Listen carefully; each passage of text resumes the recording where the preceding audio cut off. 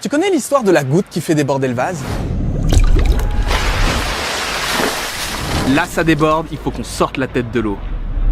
Nos services publics sont tous attaqués, et notamment notre système de santé. Ils nous préparent un monde où pour faire battre nos cœurs, il faudra mettre quelques pièces dans un distributeur. Tout ça pour faire des économies. Ces mêmes économies, il faut bien comprendre qu'on s'empresse de les donner aux grandes entreprises du CAC 40 avec le CICE.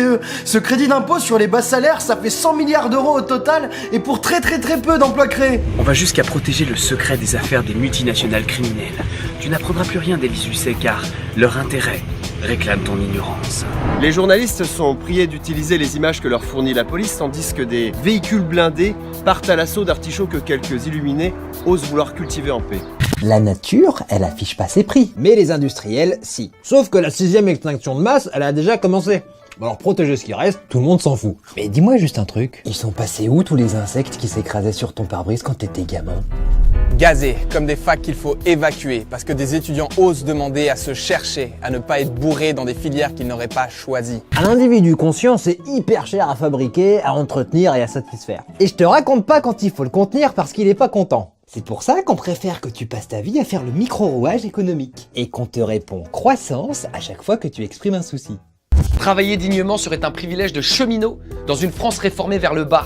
Des droits sociaux pour personne et chacun pour soi. Et ce gouvernement, il a fait le choix des inégalités. En offrant d'un côté 5 milliards d'euros chaque année aux 1% les plus riches, coucou la fin de l'ISF et la taxe sur le capital, et de l'autre côté, en augmentant la CSG pour les petits retraités et les fonctionnaires. C'est pas du ruissellement, c'est un chèque cadeau donné aux ultra-riches sans contrepartie. Quand la population crie la violence quotidienne qu'elle subit, l'État consacre 0,001% du budget à l'égalité femmes-hommes. On vit dans une France humaniste qui n'accueille plus personne. 228 de nos députés considèrent qu'emprisonner des enfants au seul motif qu'il n'est pas encore de papier devrait durer 2 fois plus longtemps. La loi Asile et Migration est sacrée la plus répressive de la 5ème République.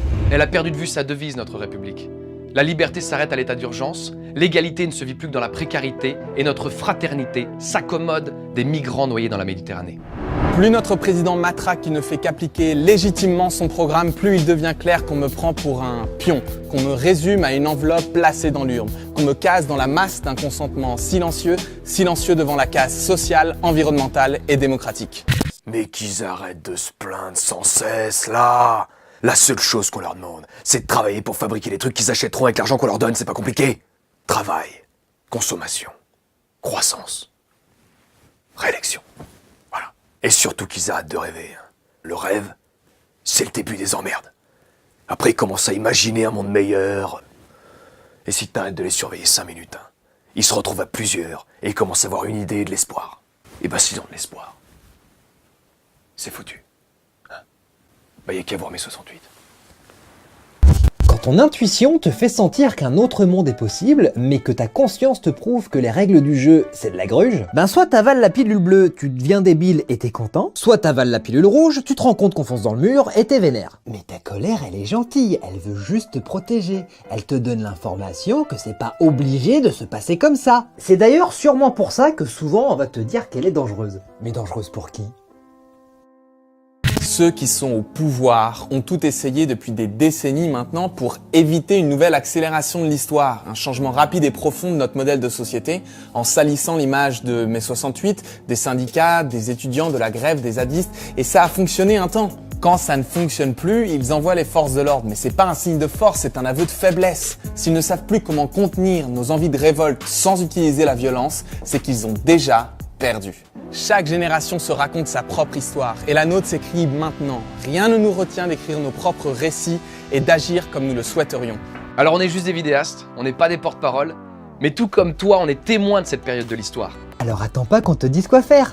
Ça, y a que toi qui peux décider. Mais on se sent responsable de ce qui se passe. On est conscient que l'histoire ne se fera pas sans nous et que si on ne fait rien, il ne se passera rien.